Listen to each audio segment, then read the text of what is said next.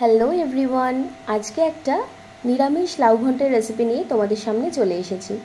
যারা যারা লাউ সবজিটাকে পছন্দ করো না, আজকের ভিডিওটা শুধুমাত্র তাদের জন্য। এটা একবার বানিয়ে খেয়ে দেখো, অসাধারণ লাগে। আর যে সমস্ত মায়েরা ব্রেস্ট ফিডিং করাচ্ছো তাদের জন্য তো লাউ ভীষণ উপকারী।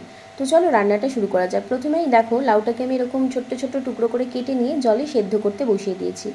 আর ওদিকে শুকনো খোলা একটুখানি বেশি করে মুগ ডাল নিয়ে সেটাকে হালকা ভেজে নিয়ে ওই লাউ যেখানটায় সেদ্ধ করছিলাম সেখানে মুগ ডালটাও ধুয়ে আমি দিয়ে দিয়েছি, যাতে দুটো জিনিসই একসাথে সেদ্ধ হয়ে যায়, লাউয়ের সাথে মুগ ডাল।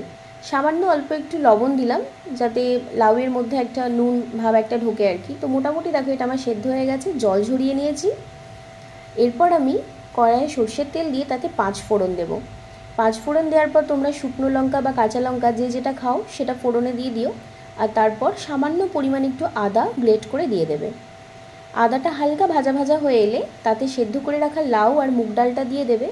দিয়ে ভালো করে খুন্তির সাহায্যে পুরো ব্যাপারটাকে মিক্স করে নেবে। মিক্স করে নেওয়ার পর একে একে শুকনো মশলা যেগুলো হয় আর কি, মানে ধরো এদিকে লবণ, স্বাদ মতো একটু চিনি মিষ্টির জন্য, হলুদ গুঁড়ো 1 চামচ মতো, জিরে গুঁড়ো 1 চামচ মতো, ধনে গুঁড়ো, এই সমস্ত কিছু শুকনো মশলা দিয়ে দেওয়ার পর ভালো করে কিন্তু মশলাটার সাথে ওই লাউ আর ডালটাকে মিশিয়ে নিতে হবে।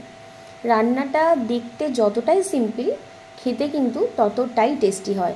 অনেকে তোমরা লাউ ডাল খাও, কিন্তু লাউ ডাল না খেয়ে যদি লাউটাকে এইভাবে ঘন্টের মতো করে বানাও তাহলে অনেক বেশি টেস্টি হয়ে যায়। তো মোটামুটি দেখো ওইভাবে সমস্ত মশলা মিশিয়ে নিয়ে আমি এটাকে 5 থেকে 7 মিনিট মতো ফুটতে দেব। একদম সিম করে দেবে আঁচটা, একদম লো আঁচে ফুটতে দেবে। যখন দেখবে পুরো জলটা টেনে নিয়েছে, এরকম মাখা মাখা ড্রাই হয়ে এসেছে, তখন ওপর থেকে তোমরা হালকা একটুখানি গরম মশলা ছড়িয়ে নিতে পারো। আমি এখানে বাচ্চাটা খাবে বলে গরম মশলা কিন্তু দিইনি। আর আজকে আমাদের মুগ ডাল দিয়ে লাউ ঘন্টের নিরামিষ রেসিপিটা একদম রেডি। তো অবশ্যই ভালো লাগলে একটা করে লাইক কমেন্ট শেয়ার করে দিও, আর অবশ্যই বাড়িতে একদিন ট্রাই করো। টাটা।